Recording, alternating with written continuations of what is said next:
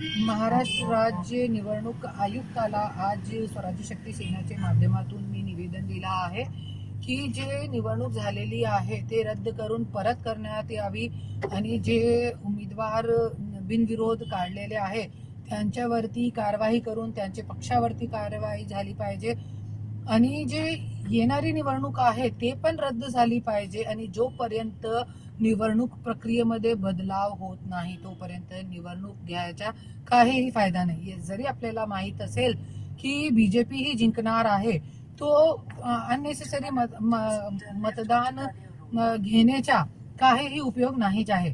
आणि जे मी बघितलेलं आहे पोलीस अधिकाऱ्यांची गाडीमध्ये पैसे वाटप करणं, पोलीस अधिकाऱ्यांचे समोर पैसे वाटप करणं आणि काही ठिकाणी सीसीटीव्ही फुटेज नाही होते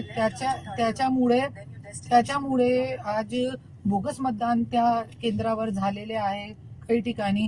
आणि जे मशिनीच्या नंबर जे इलेक्शन अधिकारी आपल्याला अगोदर देतात काही ठिकाणी मशीने पण बदलली गेलेली आहे।